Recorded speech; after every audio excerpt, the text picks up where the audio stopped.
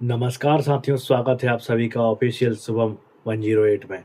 मित्रों, वीडियो पसंद आए तो चैनल को सब्सक्राइब कीजिए और वीडियो को शेयर ज़रूर कीजिएगा।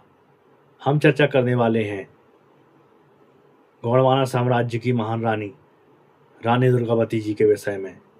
मित्रों, जबलपुर में शारदा चौक शारदा मंदिर में उनका एक किला भी बना हुआ है।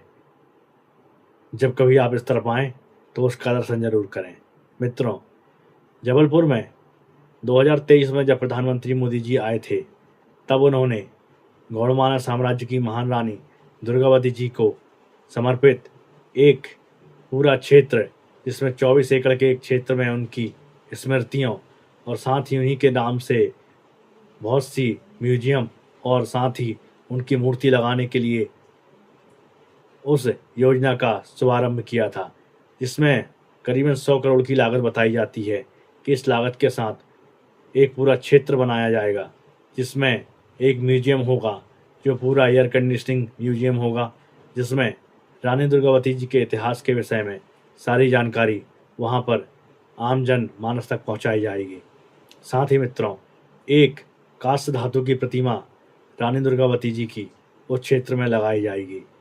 वो पूरे क्षेत्र में उस समय विकास कार्य हो नहीं पाया था, क्योंकि बहुत से अवैध कब्जे और बहुत से ऐसे कब्जे जो उस क्षेत्र में बने हुए थे, उस सबको हटाना आवश्यक था। अब वह कार्य पूरा हो चुका है लगभग।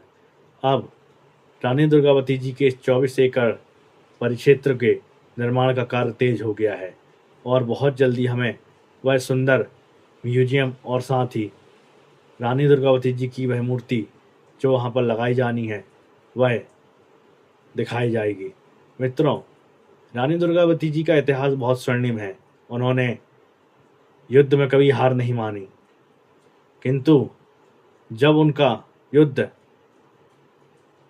एक बार अकबर के सेनापति, जिसने अकबर ने उसको भेजा था, आजम खान करके था, वह जब आया तब उससे युद्ध के दौरान पहले तो रानी दुर्गावती जी जीत रही थी, किंतु समय के साथ उनकी सेना प्रभावित हुई। जब उन्हें लगा कि हम युद्ध में हार जाएंगे, तब उन्होंने अपने आप को मुगलों को समर्पित करने की जगह अपनी कटार से ही अपना बलिदान दे दिया और वह अपनी भूमि के लिए बलिदान हो गई।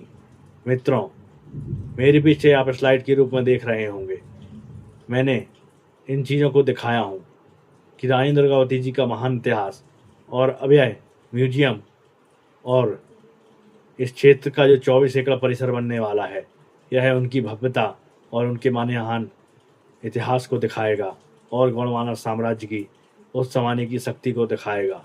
साथ ही रानी दुर्गावती जैसी क्षत्राणी की एक महान छवि को प्रस्तुत करके जनमानस तक उस महान रानी के विषय में जानकारी पहुंचाएगा। क्योंकि मित्रों, हम भी आर्ट्स लेके पढ़े हैं, पर हमें रानी दुर्गावती जी के विषय में ऐसा कुछ नहीं पढ़ाया गया। छोटी सी लाइन में थोड़ी बहुत चीज़ें लिख दी गई हों, बस उतना पढ़ लिया।